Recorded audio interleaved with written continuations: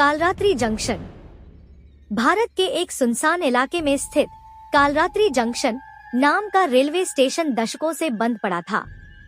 स्थानीय लोगों का मानना था कि आधी रात के बाद यहाँ एक रहस्यमय ट्रेन रुकती है, जिसमें चढ़ने वाले लोग कभी वापस नहीं आते। सुनसान रात, चारों ओर घना अंधेरा, बिजली चमक रही है और ठंडी हवा पेड़ों को हिला रही है। टूटी हुई बेंच, जंग लगी पटरियां, एक पुरानी घड़ी जो रात 12 से पहले रुक जाती है। पीछे से धीमे धीमे किसी के फुसफुसाने की आवाज आती है, लेकिन कोई नहीं दिखता है। विक्रांत, अरुण और प्रियंका तेज बारिश से बचने के लिए स्टेशन में घुसते हैं। अरुण थका हुआ झुंझलाते हुए कहता है, कमाल है, गाड़ी खराब होनी थी तो इसी जंगल में हुई।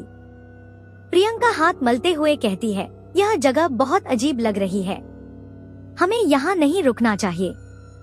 विक्रांत चारों तरफ देखते हुए कहता है, कोई और चारा नहीं है, देखते हैं शायद कोई ट्रेन आ जाए। स्टेशन पर कोई नहीं है, वहाँ सिर्फ पुरानी टिकट खिड़की, टूटे बोर्ड और एक बहुत पुरानी बेंच रखी हुई है। अचानक एक ठंडी हवा का झोंका आता है और प्रियंका के कानों में कोई धीमे से कहता है, मत रुको, भाग जाओ। प्रियंका घबराकर पीछे मुड़ती है, लेकिन वहाँ कोई नहीं होता। रात के 11:59 पर स्टेशन की घड़ी अचानक बंद हो जाती है। प्लेटफॉर्म पर एक अजीब सी गहरी धुंध फैलने लगती है। फिर पटरियों पर हल्की हल्की धम धम धम की आवाज गूंजने लगती है। धीरे धीरे अंधेरे में से एक पुरानी जली हुई ट्रेन प्लेटफॉर्म पर आकर रुकती है। इस ट्रेन में कोई ड्राइवर नहीं था, कोई यात्री नहीं था, लेकिन ऐसा लग रहा था जैसे सैकड़ों आंखें खिड़कियों से उन्हें देख रही हों। अरुण गर्दन खुजलाते हुए कहता है, क्या यह सच में कोई ट्रेन है या मेरी आंखें धोखा खा रही हैं?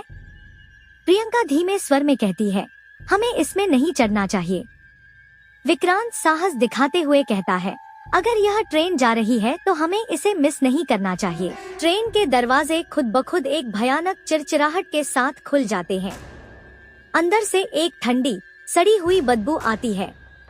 ट्रेन के अंदर अजीब सा माहौल था। पीली टिमटिमाती लाइट, फर्श पर खून के धब्बे और सीटों पर पड़े जले हुए निशान। जैसे ही वे अंदर आते हैं, दरवाजे खुद ब खुद धड़ाम से बंद हो जाते हैं। प्रियंका चौंक कर कहती है, ओह माय गॉड, दरवाजे बंद हो गए। अरुण हाथ से दरवाजा खोलने की कोशिश करता है, लेकिन कुछ नहीं होता और कहता है, यह ट्रेन अब हमें कहाँ ले जाएगी?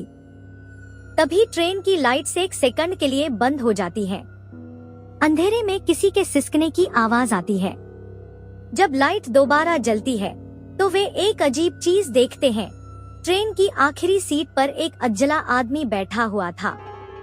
उसका चेहरा काले धुएं से ढका हुआ था और उसकी आंखों से खून टपक रहा था। अचानक ट्रेन की हर सीट से साए उठने लगते हैं। वे सभी जल चुके थे, लेकिन उनकी आंखें अब भी चमक रही थी। एक जलता हुआ हाथ प्रियंका की कलाई पकड़ लेता है और वह चीख उठती है। प्रियंका डरकर चीखती हुई कहती है, छोड़ दो मुझे। विक्रांत अरुण को पकड़ते हुए कहता है, भागो, दरवाजे तोड़ो और भागो।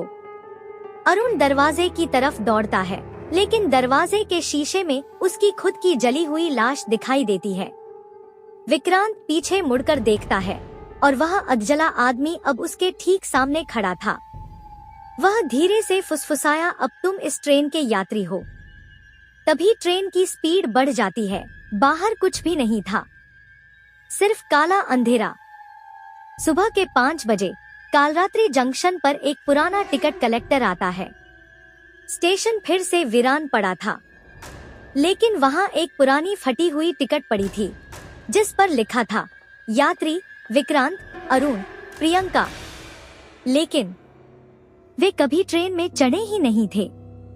स्टेशन के सन्नाटे में सिर्फ एक हल्की फुसफुसाहट सुनाई देती है, अब तुम्हारी बारी है।